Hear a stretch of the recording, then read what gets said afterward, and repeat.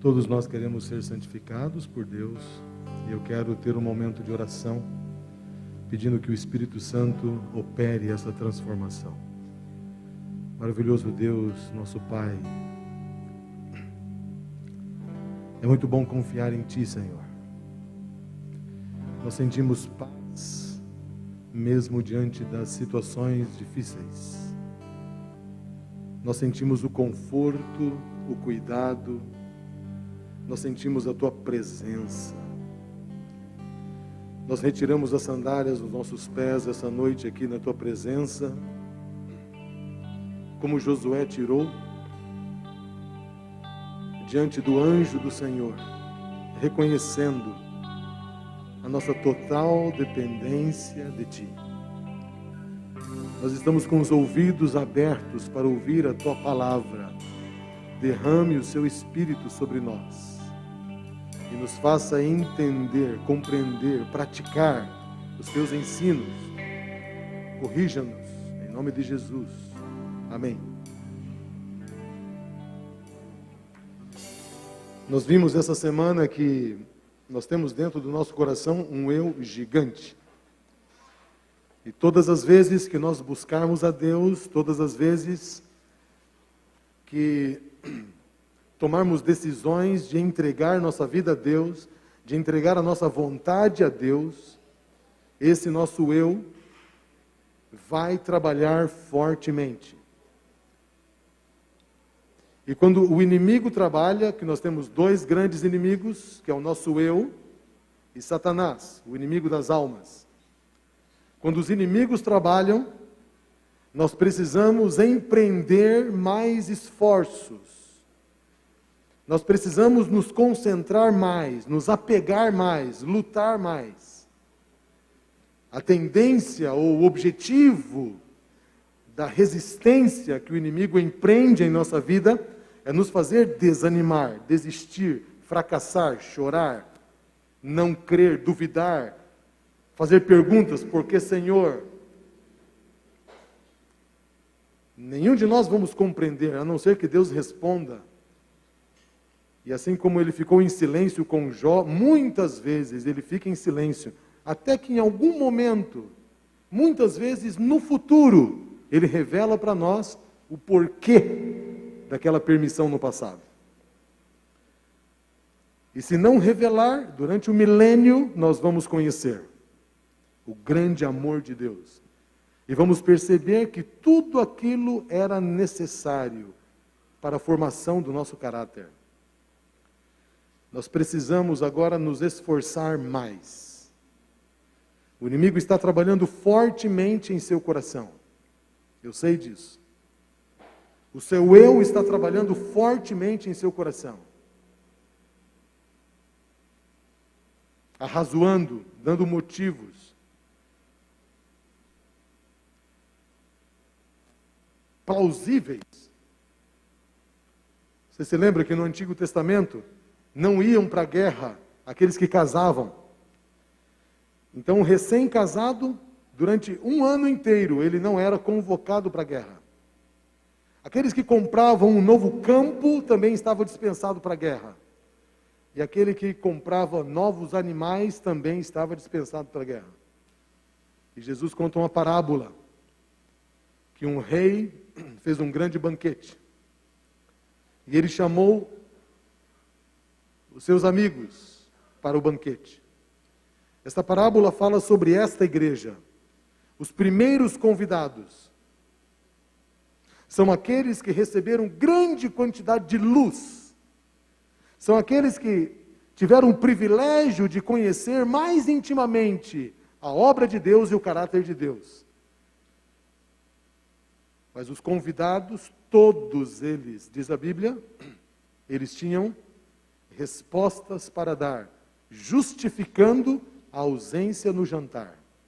E um deles disse: é que eu comprei umas cabeças de gado e eu preciso ir no campo agora para vacinar esses gados, cuidar do gado. O gado precisa de mim, senão eu vou perder o gado. E eu quero que você considere isso, por favor. E você percebe que esta resposta, ela tem base bíblica. O inimigo nos tenta usando a Bíblia. Você se lembra da tentação de Jesus? Está escrito: ao Senhor dará ordem ao seu respeito, para te guardar de todos os seus caminhos. Se lance desse pináculo, e o anjo vai te proteger. E o Senhor respondeu: mas também está escrito. O segundo disse: olha, eu comprei um campo, e eu não vou poder, porque eu tenho que agora medir o campo, eu tenho que cuidar do campo, cercar o campo. Então, por favor, considere a minha resposta, a minha escusa. E o terceiro disse: olha, eu acabei de casar. Rapaz, eu tenho a responsabilidade de ir para a lua de mel. Sabe como é? Está tendo tanto divórcio aí, se eu não cuidar da minha esposa, não vai dar certo. Todos eles tinham argumentos bíblicos. E o rei disse: tudo bem.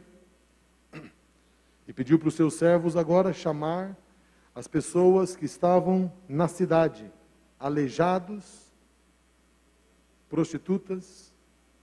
Os aleijados não podiam participar do templo naquela época. E eles vêm para a mesa, e ainda tinha lugar. E o rei diz: agora eu quero que você vá para os becos. E quem é que mora no beco? As pessoas mais rejeitadas da sociedade. Pessoas que estão mergulhadas em drogas. Pessoas que não têm expectativa de vida. E o Senhor falou assim: traga essas pessoas para a minha ceia. Essa parábola é uma parábola triste, queridos. Porque muitos que receberam a luz estão dando desculpas bíblicas para não ter comunhão com o Rei dos Reis. Eu estou muito ocupado. Isso é um exagero. Isso é ser fanático. O quê? Orar 3 horas? Isso é coisa de quem não tem o que fazer. E nós temos muitas e muitas possibilidades de encontrar respostas plausíveis para justificar a nossa ausência no relacionamento com o Rei. E o Senhor diz assim: outros, os abandonados, os rejeitados, os que hoje estão nos bares, nos prostíbulos, tomarão lugar à mesa, e vocês ficarão de fora. O Senhor tem muitas pessoas sinceras, que vivem a luz que receberam. Eles vivem a luz que receberam. E em determinado momento o Senhor dará luz para eles, luz maior, e eles aceitarão essa luz, porque eles são sinceros. E muitos deles não recebem essa luz por providência divina, porque se viessem agora para a igreja, se perderiam, se escandalizariam com a dormência da igreja.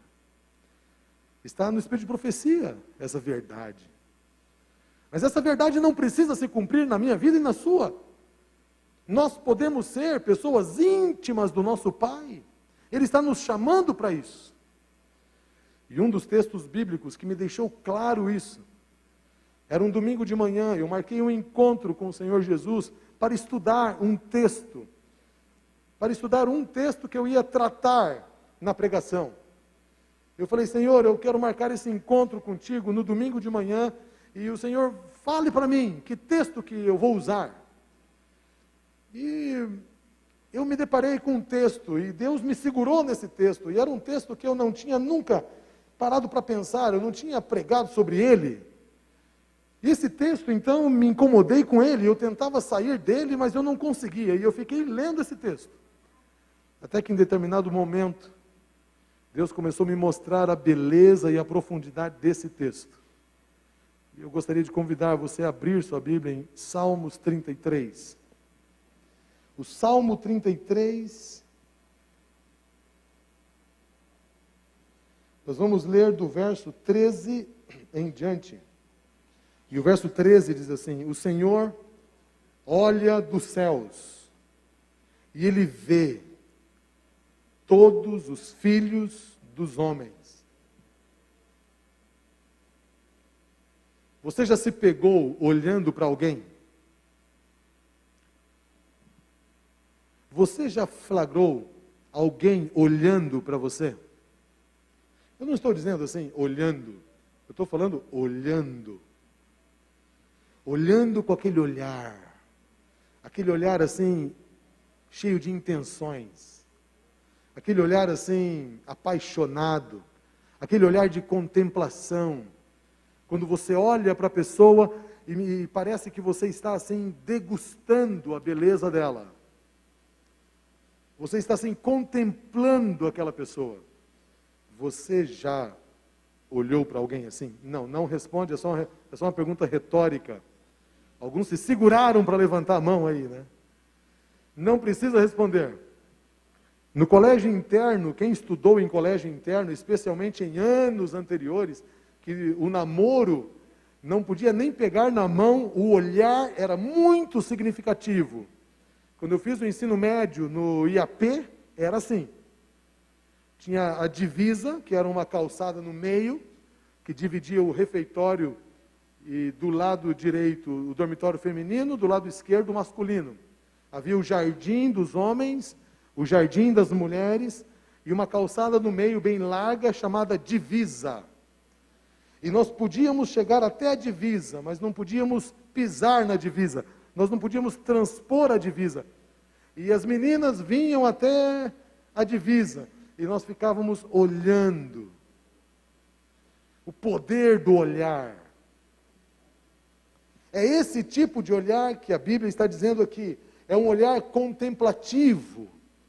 É um olhar de carinho, de amor. Olha o que o texto diz. O Senhor olha dos céus e Ele vê, Ele observa os detalhes, todos os filhos dos homens. Essa expressão todos quer dizer cada um. Ele olha individualmente. No verso 14 diz assim, do lugar da sua morada, Ele observa todos os moradores da terra. Ele está olhando você. Você pode não perceber o olhar de Deus, mas Ele está constantemente olhando para você. Ele está vendo você. Ele não está olhando para você para ver o que você fará de errado, como muitos tentam ou tentaram nos ensinar no passado, de que Deus é um carrasco. O inimigo ama fazer isso, distorcer o caráter de Deus. Ele não está te observando para medir o que você faz. Ele está te olhando com amor, contemplando a sua beleza, contemplando os seus gestos. Ele está observando você, Ele sabe tudo o que se passa na sua vida. Ele se interessa por cada pessoa. Olha o tamanho da grandeza de Deus. Ele te trata como único. É como se ninguém mais existisse. É como se Ele tivesse todo o tempo só para você. Todo o olhar dele é para você. Toda a concentração dele é para você. Ele nunca está ocupado. Mesmo cuidando de milhares de filhos, Ele cuida de você em especial. O Senhor olha para os filhos dos homens. Dia 6 de fevereiro foi um dia muito marcante para mim. De madrugada eu saí de casa com o meu filho e 2 malas, uma bem grande e uma menor, e alguns sacos com roupas de cama, e eu o levei em uma viagem para o IABC, onde ele ia estudar. Esse ano é o primeiro ano que ele está estudando no IABC. Em fevereiro nós fizemos essa viagem, ele começou dormindo, ele optou em deitar no banco de trás, e durante a madrugada o meu filho dormiu, e eu fui orando a Deus, conversando com Deus, falando, Senhor, eu me preocupo tanto com esse menino, e agora, Senhor, eu vou deixá-lo no IABC, e ele vai ficar longe de nós. Ó, Senhor, eu vou conversar com ele. Eu fiz análise de perfil dele, eu tinha impresso a análise de perfil, estudei muito, e durante a viagem eu ia salientar um pouco do perfil dele. Filho, você é assim, você normalmente reage assim.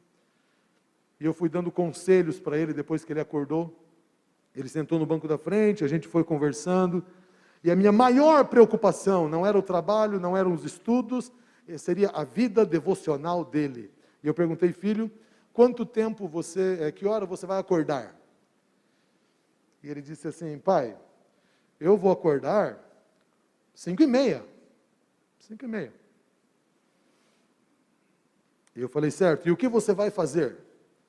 Ele disse, eu vou me levantar e eu vou direto tomar banho, porque tem outros amigos no quarto, e eu quero garantir logo o meu banho, e aí eu vou estudar a Bíblia, vou orar, e vou então tomar café da manhã, aí eu volto a escovar os dentes, e eu vou para o culto e depois para a escola. Eu falei, filho, você acha que acordando 5h30 e 6h você já tem que estar indo para o culto? Essa meia hora para tomar banho, fazer sua higiene, ler a Bíblia, estudar a lição e orar, você acha que você vai ter muita comunhão com Deus? Você acha que você vai ter muita intimidade com Deus? Você acha que você vai ter tempo para você falar com Jesus, para você contar para Ele a sua vida, para você meditar na sua palavra? O Rafael já tinha participado de 2 momentos a sós com Cristo, juntamente comigo, ele sabia do que eu estava falando, e ele disse, é verdade, pai, eu vou acordar 5h. Uau! Ele tomou a decisão de acordar 5h. E eu falei, Senhor Jesus, muito obrigado por isso. E falei, filho, esta é a decisão muito importante sua. Você pode até não ir bem nas matérias, você pode até ter uma pendência, ficar de recuperação de alguma coisa, mas querido filho, por favor, não deixe de acordar cedo para falar com Jesus, porque esse é o segredo da sua vida. O papai vai ficar muito mais feliz você fazendo isso do que qualquer outra realização na sua vida. E a gente foi conversando, e quando eu cheguei lá no IABC, era mais ou menos umas 4h, e então nós descemos as coisas, e eu fui para o quarto dele, e ajudei ele a guardar as coisas, organizar o quarto, e tudo, e ajudei a arrumar a cama, e olhamos as coisas, e foi muito bom. E o meu filho estava muito assim, emocionado, ele estava com o coração na mão, ele me deu um abraço apertado, aquele abraço foi muito gostoso, foi um abraço puro, um abraço de amigo, e nós nos despedimos, eu orei com ele, com os amigos do quarto, e nós saímos abraçados até a calçada, e ali na calçada ele seguiu para o refeitório, e eu segui para o estacionamento. Eu acompanhei com os olhos ele entrando no refeitório, e eu entrei no carro e fui embora. Quando eu passei pela portaria do colégio, um sentimento estranho tomou conta do meu coração. Eu senti uma dor, parecia que eu estava perdendo alguém, parecia que o Rafael tinha morrido. Era uma dor de luto. Eu nunca tinha sentido uma dor assim em relação a ele. Mas uma dor tão grande que eu comecei a chorar. E eu chorava sem conseguir me controlar. E a minha razão dizia assim, mas por que você está chorando? Eu estou preparado para isso. Um ano inteiro de preparo. Eu sei que vai ser uma bênção para ele. Eu estacionei o carro, porque os meus olhos lacrimejavam. E eu com o carro parado, comecei a falar com Deus, Senhor, tire isso de mim. Eu tenho que dirigir, eu tenho que voltar para casa, mas eu estou com vontade de voltar lá e pegar o Rafael. Colocá-lo no carro e levar embora. Mas eu não posso fazer isso. Senhor, então arranque isso de mim, é uma angústia, Senhor. E aquela angústia estava muito forte. Eu chorava muito. E enquanto falava com Deus, Ele me disse uma frase. E foi uma frase muito especial. Ele disse, Valmir, você está sentindo um pouquinho do que eu senti quando enviei o meu filho à terra. Ah, irmãos, quando ele disse isso, eu não consegui concordar com isso. Eu falei, não, Senhor, o Senhor exagerou agora. Não tem comparação. O Senhor mandou o seu filho para morrer, para sofrer, para levar soco na cara, levar cusparada na cara, carregar a cruz, sangrar, morrer, achando que estava morrendo a morte eterna, e estava mesmo, mas que nunca mais teria condições de se encontrar com o Pai. O meu filho, não. Daqui a pouquinho vem um recesso, daqui a pouco eu vim aqui visitá-lo, isso aqui vai ser uma bênção para ele. Senhor, não tem comparação. O meu filho não vai apanhar aqui, pode até apanhar, né? Mas não vai ser constantemente. Ele não vai para a cruz. Vai ser uma bênção esse colégio, Senhor, não tem comparação. E enquanto eu falava isso para Deus, o meu coração sentiu paz. E quando aquela angústia passou, eu entendi e falei assim: Deus, como o Senhor é maravilhoso. O Senhor estava me olhando. O Senhor estava me observando quando eu abracei meu filho. O Senhor estava me olhando quando eu entrei no carro. E o Senhor estava me acompanhando. E quando eu senti essa angústia, o Senhor me atraiu para Ti. E o Senhor agora compartilhou um pouquinho da sua dor para confortar-me da minha dor. Ah, Pai, o Senhor é maravilhoso. Eu quero lhe fazer um pedido. Seja o pai presente na vida do Rafael, que eu não vou conseguir ser. E com aquela paz, agradecendo a Deus e falando com Ele, eu retomei para a estrada e fui embora. Eu tinha algumas coisas para fazer ali em Goiás ainda, antes de ir, e eu almocei em Goiânia ainda. No outro dia, dormi ali, e almocei no outro dia em Goiânia, e quando eu estava almoçando, o Rafael mandou uma mensagem para mim. E disse: pai, você não vai acreditar. Falei: o quê, filho? Mudaram os rapazes aqui do meu quarto. E um menino foi embora e agora o Daniel está no meu quarto. Você acredita? Eu já sabia o que isso significava, mas eu quis saber dele. Eu falei assim: mas por que você está tão empolgado com isso? O que isso tem a ver? Ele disse: pai, o Daniel, filho do pastor Orlando, que a gente conheceu lá no retiro do MASC, lá em Brasília.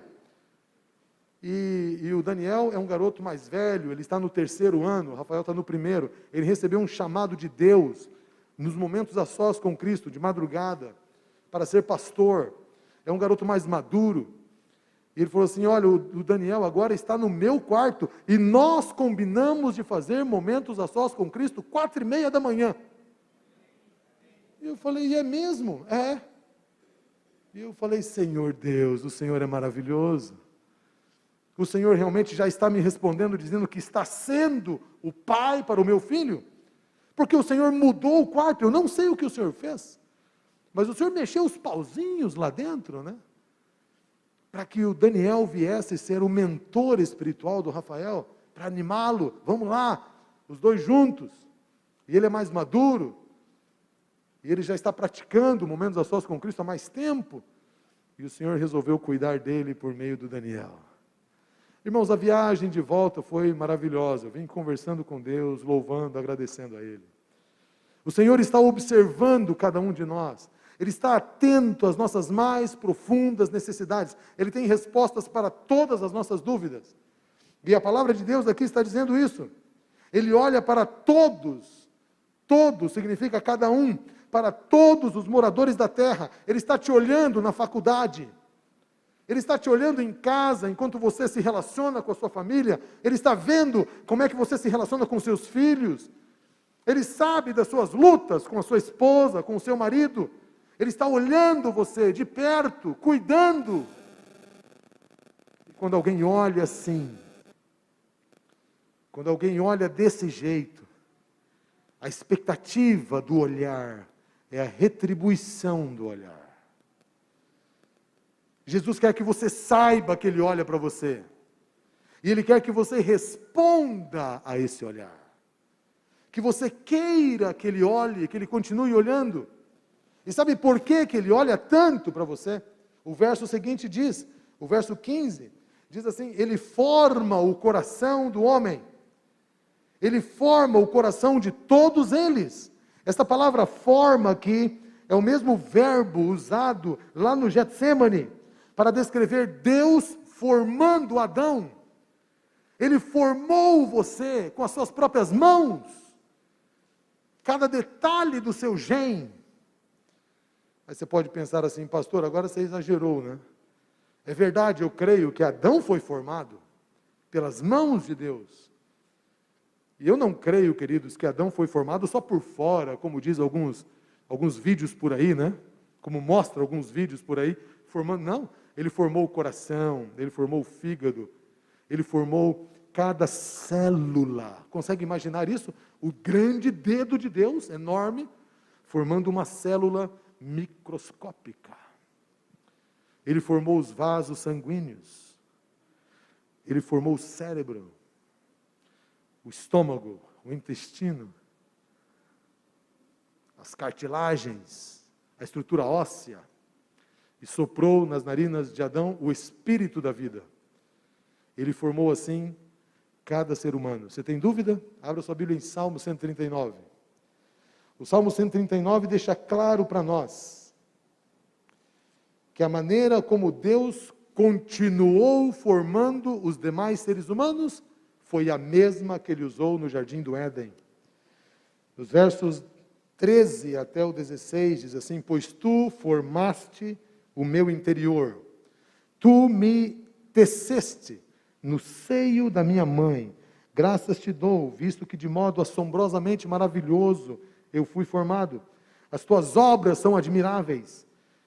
E a minha alma sabe muito bem, os meus ossos não te foram encobertos, quando no oculto fui formado, entretecido, como nas profundezas da terra. Os teus olhos me viram, uma substância ainda informe, e no teu livro foram escritos todos os dias da minha vida, cada um deles escrito e determinado, quando nenhum deles ainda havia. O Senhor formou você.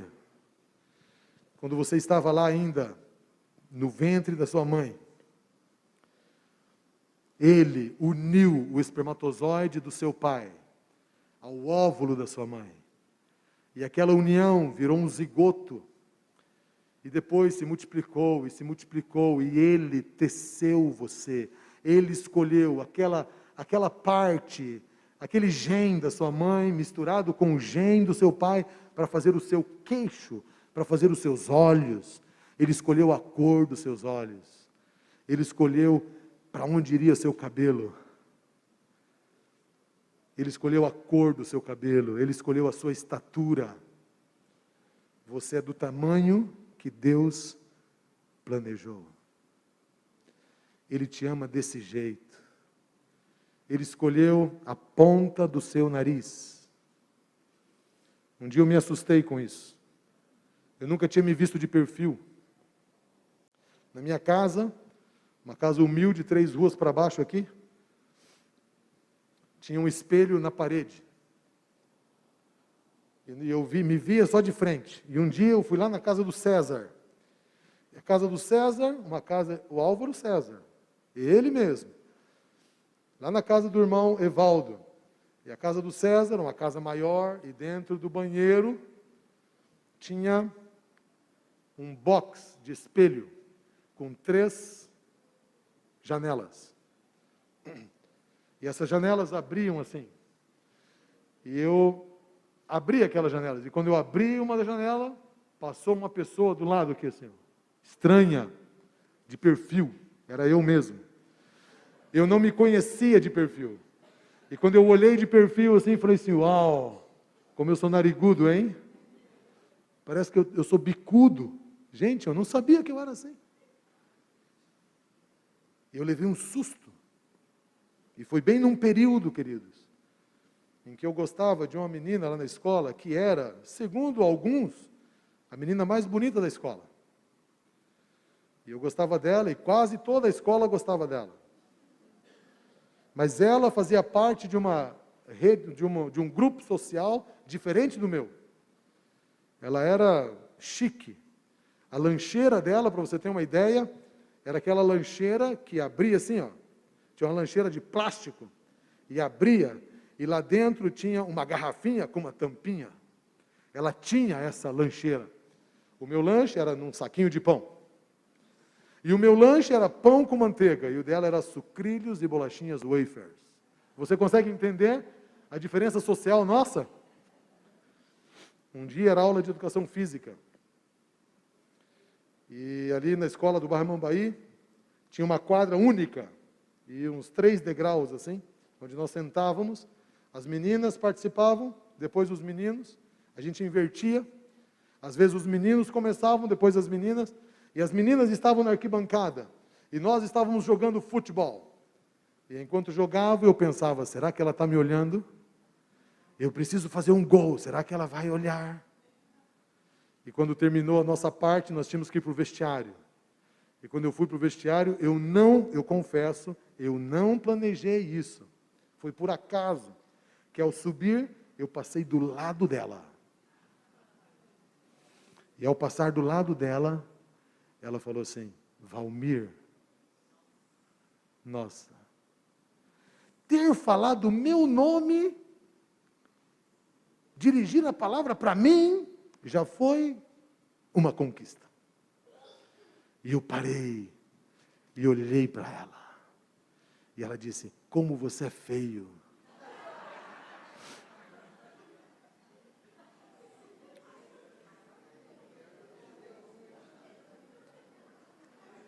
Vocês já passaram por isso? Eu fui para o vestiário trocar de roupa e quando eu olhei no espelho, eu acreditei nela. Esse foi o maior problema, porque as pessoas importantes para nós marcam a nossa vida. E o que as pessoas importantes nos dizem, nós cremos. Quando um pai olha para o filho e fala: você não presta, ele acredita nisso. Porque o cérebro não tem como filtrar o que uma pessoa importante diz para nós. E tudo o que a pessoa importante na vida da gente diz é recebido como verdade. E eu acreditei nela. E quando eu me vi de perfil, aí foi o desastre.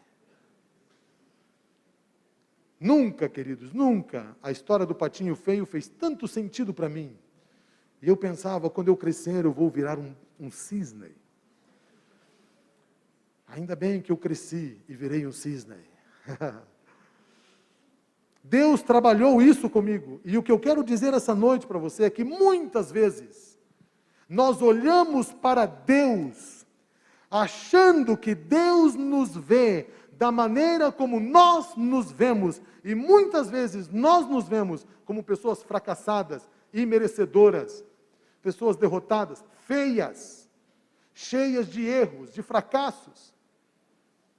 E o Senhor nos olha de maneira tão diferente, com amor, com cuidado, com zelo de um pai, esperando receber um olhar. O Salmo 33, ele continua dizendo algo poderoso para nós. E diz assim no verso 16: não há rei que se salve com o seu poder ou com o poder dos seus exércitos, nem por sua muita força se livra o valente. O cavalo é vão. Essa palavra vão aqui significa mentira. É mentira que o cavalo pode te dar vitórias, pode te dar prazer. É mentira que o rei tem um exército poderoso que pode te livrar. É mentira. Somente Deus pode te dar sentido na vida. Somente Deus. E sabe o que Deus quer? Que nós tenhamos prazer nele, porque Ele tem prazer em nós. Eu quero ler um trecho deste livro, onde faz uma pergunta muito impressionante, e aqueles que são filhos, ou aqueles que são pais, vão entender. Quando parecemos duvidar do amor de Deus, e desconfiar de suas promessas, nós o desonramos e entristecemos o seu Santo Espírito. Como se sentiria uma mãe se os seus filhos estivessem sempre se queixando dela, como se ela não quisesse seu bem, quando todos os esforços da sua vida têm como objetivo atender os seus interesses e prover-lhes conforto? Suponha que eles assim duvidassem do seu amor. Certamente, isso lhe partiria o coração. Como se sentiria qualquer pai ao ser tratado dessa forma pelos seus filhos? E como nos verá o Pai Celestial quando duvidamos do seu amor para conosco, amor que levou a dar o seu Filho unigênito para que pudéssemos ter vida? E como diz Romanos, ele não poupou o seu próprio Filho, e Ele nos dará tudo aquilo que a gente precisa. O que você gosta de fazer? Você gosta de comer? Eu gosto de comer. E quando você está com muita fome, e você tem diante de você um prato que você gosta muito, aí casa duas grandes vertentes aí que faz com que o prazer ele se potencialize. Eu estou com muita fome e estou diante de um prato que eu gosto muito. Eu gosto muito de saladas e peixe. E quando eu estou com muita fome, se eu estiver diante de muita salada e peixe, o prazer é maior. Eu quero que você imagine que você está com muita fome.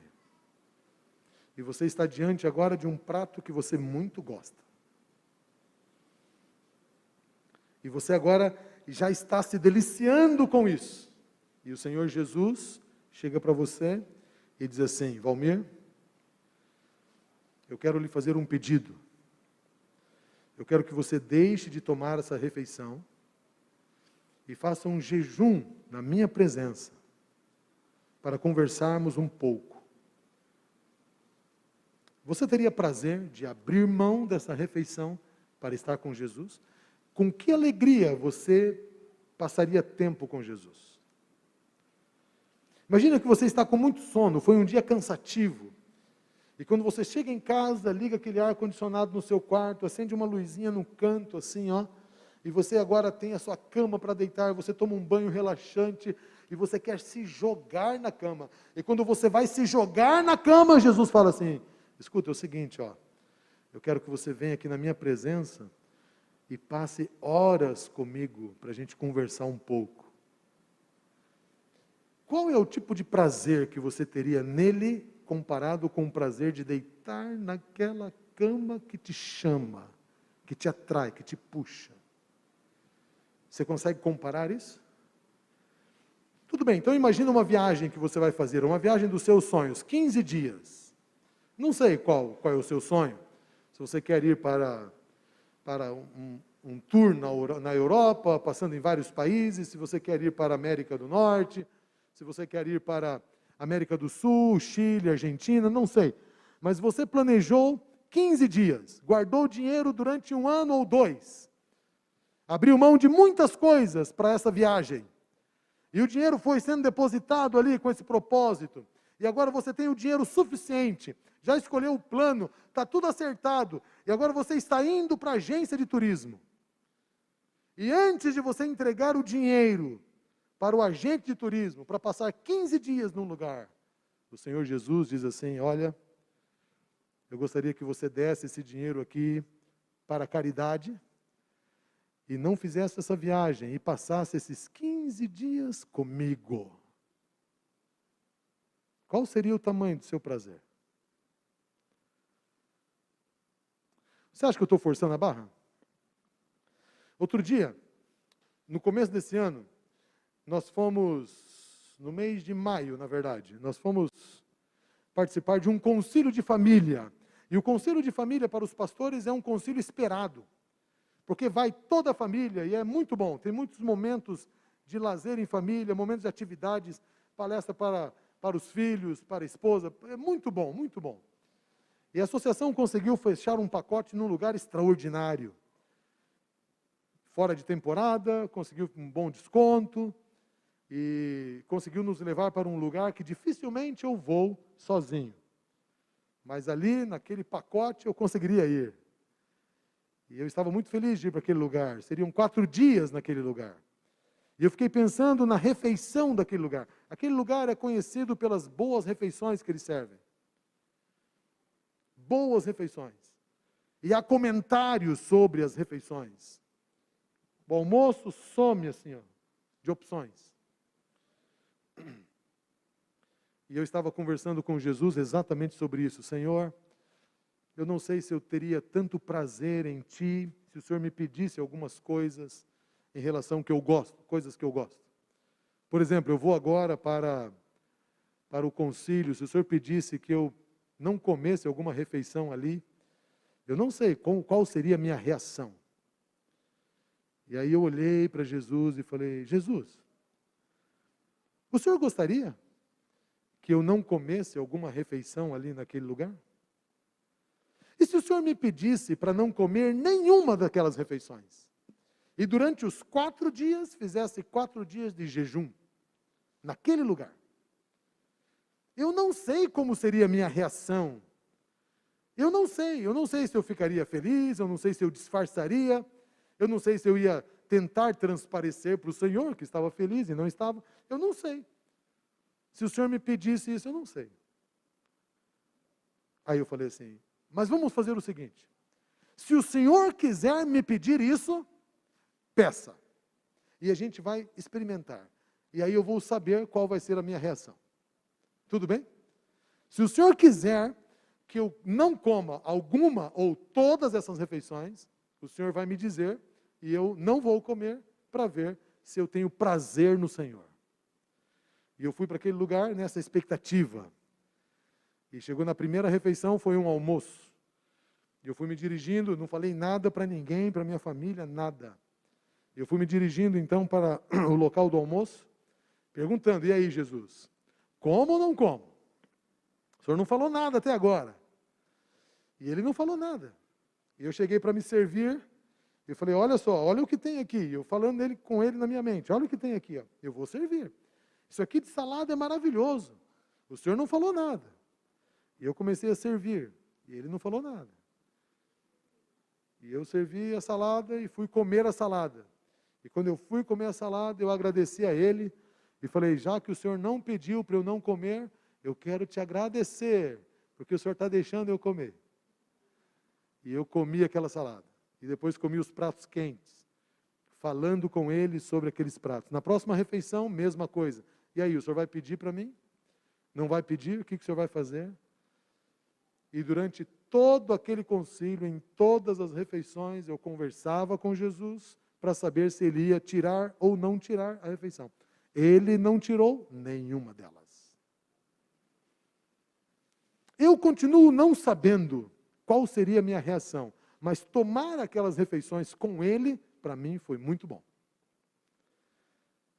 De certa forma, ele quis me deixar tomar aquelas refeições. Mas o que ele quer de fato é que nós tenhamos tanto prazer nele, muito mais do que qualquer outra coisa aqui na terra.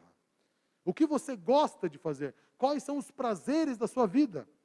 Eu vejo alguns aqui com o braço assim, né, cobrindo o corpo de uma pessoa que está ao lado, que são namorados, alguns são já casados, alguns são noivos. Pense um pouco, se Jesus pedisse para você, ao invés de você ir namorar, ele fala assim, não vá hoje, eu quero ficar com você. E você trocar sua namorada por Jesus Cristo.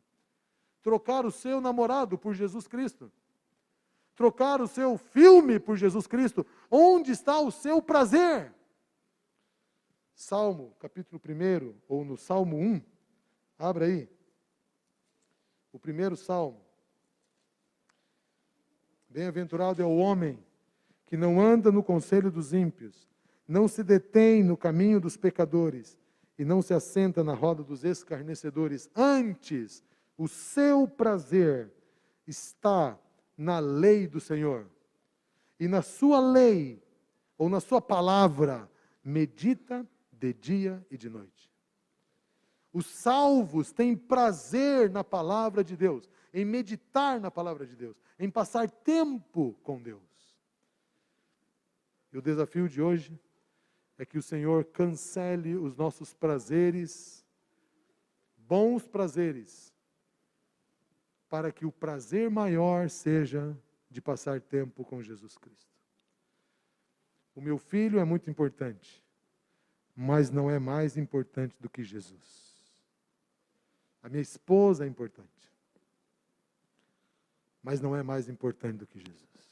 Não pode ser. O meu trabalho é importante.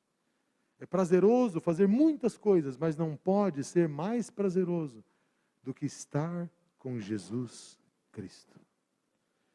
Eu quero ler um último parágrafo aqui desse livro, Caminho a Cristo, quando ela diz aqui de maneira interessante, os filhos de Deus são chamados para serem representantes de Cristo, manifestando a bondade e a misericórdia do Senhor, assim como Jesus nos revelou o verdadeiro caráter do Pai, nós também devemos revelar a Cristo ao mundo. O mundo que não conhece o seu amor terno e compassivo. Por intermédio de cada um de nós, seus filhos, Jesus envia uma carta ao mundo. Se você é um seguidor de Cristo, Ele envia por seu intermédio uma carta para a sua família, para os bairros e a rua onde você mora. Ao habitar em você, Jesus deseja falar ao coração daquelas pessoas que ainda não o conhecem. Talvez elas não leiam nunca uma Bíblia, ou não ouçam nunca a voz que fala através das suas páginas. Elas não veem o amor de Deus revelado em suas obras, mas se você for um verdadeiro representante de Cristo, é possível que por seu intermédio, elas sejam levadas a ter um vislumbre da sua bondade e sejam atraídas para amá-lo e servi-lo. Você consegue imaginar o que esse texto está dizendo? Qual é a sua conversa com as pessoas quando você encontra elas? Jesus tem tirado de mim algumas coisas que eu gostava. Todo o mérito é dele. Não é meu, é ele quem fez. Ele mudou o gosto. Quando eu fui pastor em Dourados, eu assistia 3 filmes por segunda-feira. E um dia, meditando nesse texto, eu falei, Senhor, o que é andar no conselho dos ímpios? E Deus disse, você quando assiste esses filmes, você está se expondo no caminho dos ímpios. E de lá para cá, nós colocamos, eu e Leninha, a ideia de assistir filmes de história real com fundo moral. Mas não foi sempre assim. Porque o gosto de assistir, o prazer de assistir, estava lá dentro. Então eu me esforçava para não assistir. E os filmes que eu gostava eram filmes de violência. Bruce Willis, Dolph Lundgren. Vocês conhecem todo esse povo aí, né? Os mais antigos. Jean-Claude Van Damme, Duro de Matar, tinha muita metralhadora. E outro dia lançaram um filme chamado Os Mercenários, juntou todo mundo num filme só. Falei, esse aqui vai ser bom. E o Senhor falava assim para mim assim, é roda de escarnecedor. E eu passava em frente à locadora, naquele tempo tinha locadora, e aquele filme me chamava. E eu não assisti. Até hoje eu não assisti. Mas eu confesso a vocês que eu ficava com vontade de assistir. Hoje, eu não tenho vontade de assistir. É diferente. Porque Cristo Jesus mudou o meu prazer, Ele mudou o meu gosto.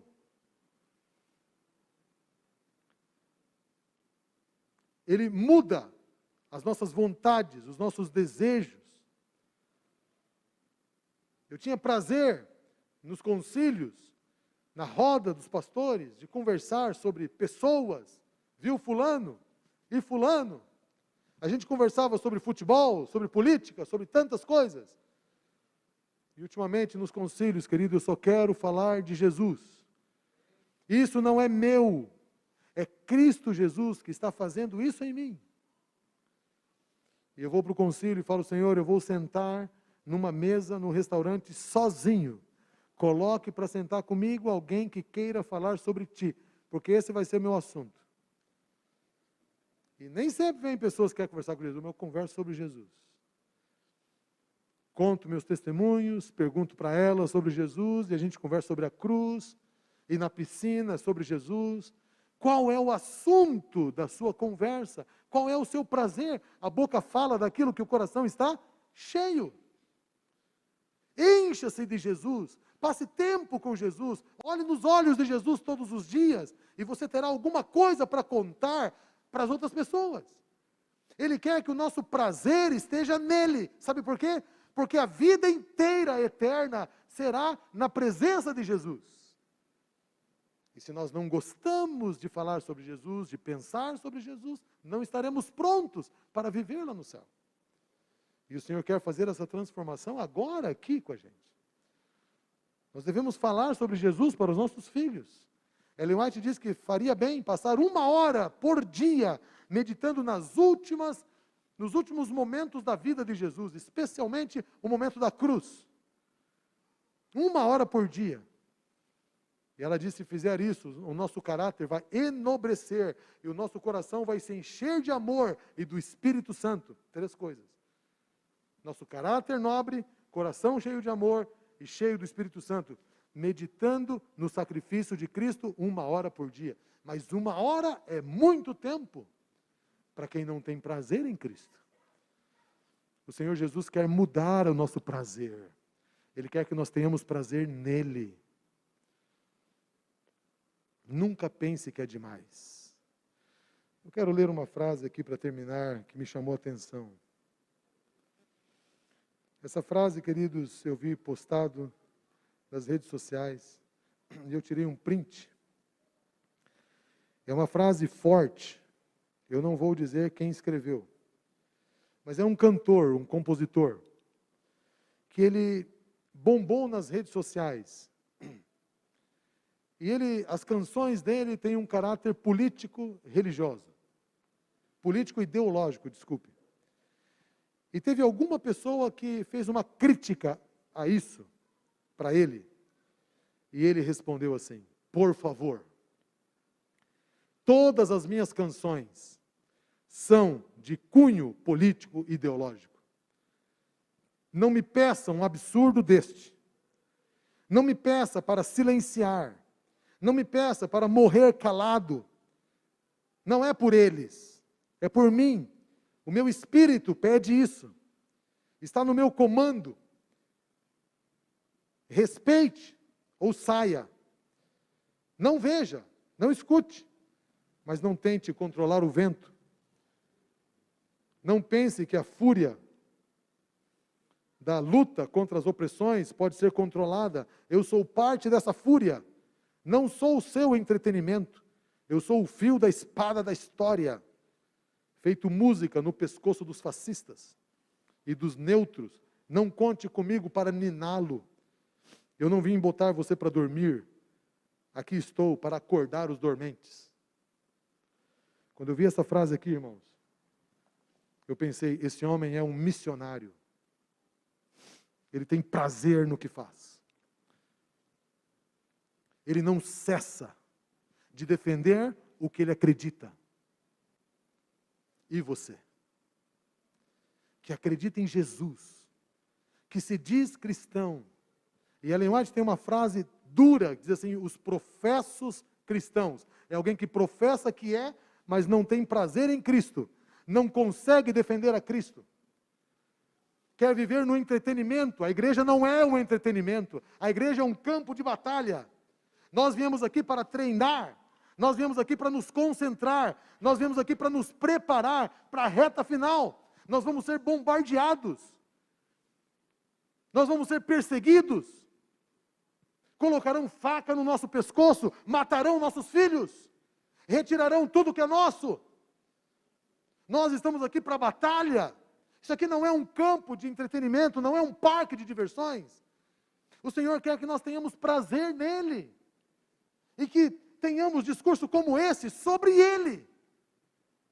Não me peça para calar. Eu não posso calar. Porque Jesus é tudo para mim. Tudo se resolve em oração, irmãos, porque Jesus é tudo para nós. E eu estava angustiado, e eu falei Jesus Cristo. Às vezes eu penso em mudar o discurso. Às vezes eu penso em falar outra coisa. Às vezes eu penso, Senhor, em mudar, em não falar mais isso, porque muitas pessoas estão rejeitando. E Jesus disse, você está com medo do quê? O apóstolo Paulo foi perseguido e colocaram uma espada na cabeça dele para ser decepado. Você está esperando o quê? Vão decepar você. E qual foi a decisão dele? Porque decidi nada saber entre vós. Esse texto veio na minha mente. Senão Jesus Cristo e esse crucificado. Não me peçam para falar outra coisa. E que ninguém lhe peça para falar isso. Falar outra coisa. E se lhe pedirem, que você fale de Jesus Cristo. Que você tenha prazer de falar de Jesus. De passar tempo com Ele. De buscá-lo, de honrá-lo e de glorificá-lo. Para isso a gente precisa conhecer a Deus. Conhecer a Deus não é algo assim matemático. Conhecer a Deus não tem a ver com estudar grego, estudar hebraico. Conhecer a Deus não tem muito a ver com religião fria. Conhecer a Deus é se relacionar com Ele. É confiar nele mesmo no vale da sombra da morte. Essa canção fala sobre conhecer a Deus. E enquanto ela será cantada, pense em Deus. Peça para Deus te dar prazer nele. Senhor Deus, dá-me prazer em Ti. Eu quero falar de Ti. Eu quero pensar em Ti. E quando você for assistir algum filme, não assista esse filme sozinho. Chame Jesus para assistir com você. Porque senão esse filme vai te levar para longe de Jesus. E eu não estou exagerando. Coisas boas, como atividades missionárias, nos levam para longe de Jesus. Quando nós as fazemos sem Jesus.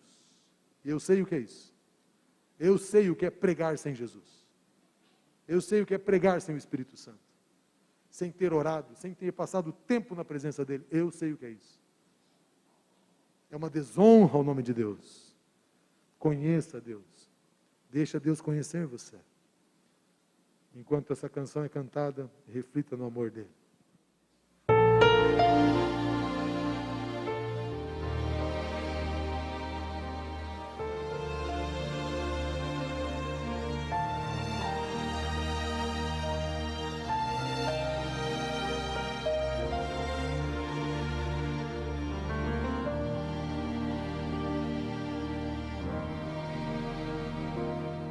Conhecer a Deus é mais que apenas invocar seu nome.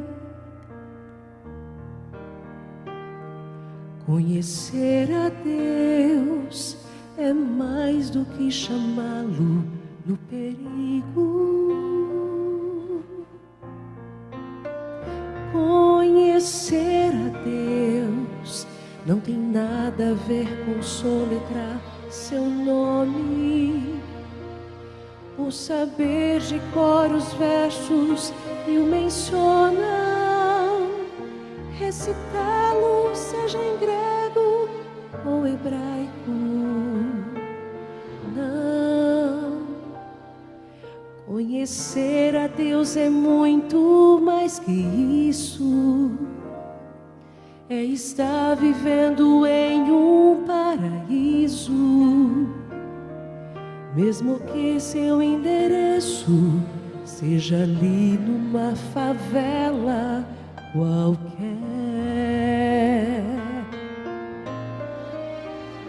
Conhecer a Deus é confiar em seus cuidados paternais.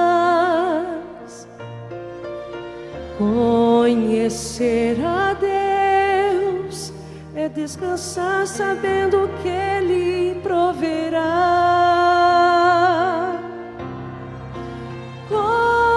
Conhecer a Deus é sentir que Ele sempre perto está.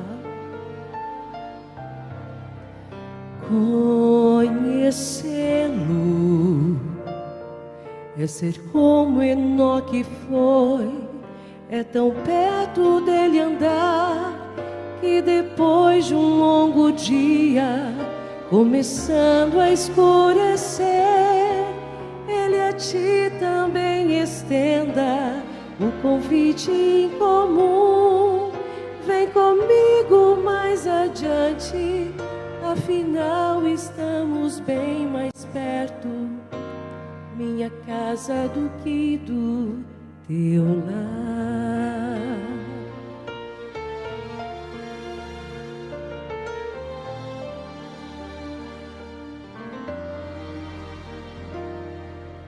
Conhecer a Deus é conversar com Ele e não vê-lo. Conhecer a Deus é aceitar que o seu amor é infindo.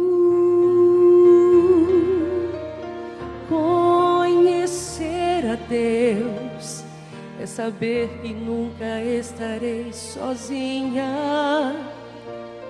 Mesmo que eu perca o chão em meu caminho,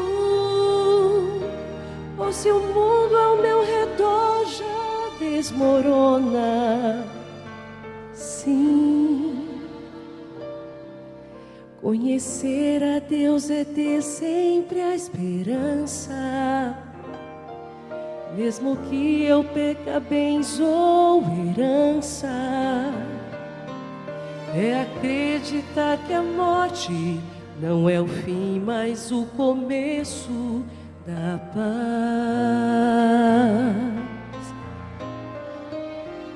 Conhecer a Deus é confiar em seus cuidados paternais. Conhecer a Deus é descansar sabendo que Ele proverá. Conhecer a Deus é sentir que Ele sempre perto está. Conhecê-lo é ser como Enoque foi, é tão perto dele andar, que depois de um longo dia, começando a escurecer, ele a ti também estenda o convite em comum.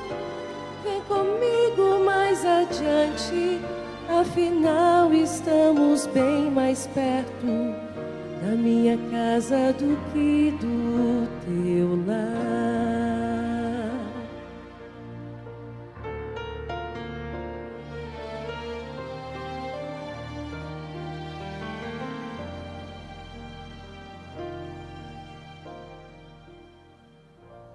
Foi assim com Enoque, né?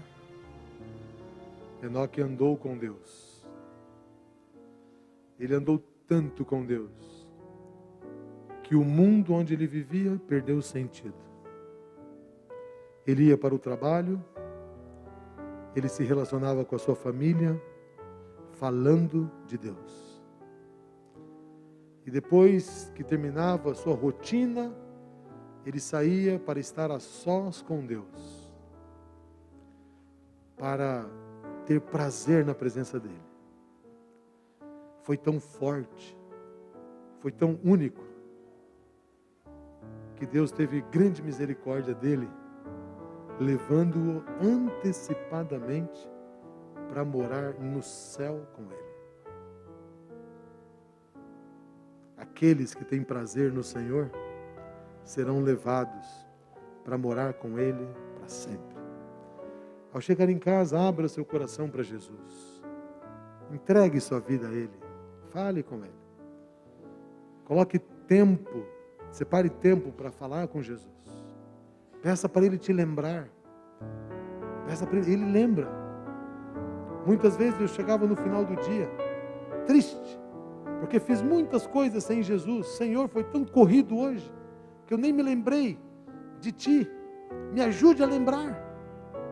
E Ele lembra, para que você, ao estiver fazendo compras, você pense em Jesus. Converse com Ele sobre as compras. Quando você está dirigindo, converse com Jesus. Ele quer que você tenha prazer nele. Vamos nos ajoelhar, vamos fazer uma oração final, antes de nós sairmos aqui.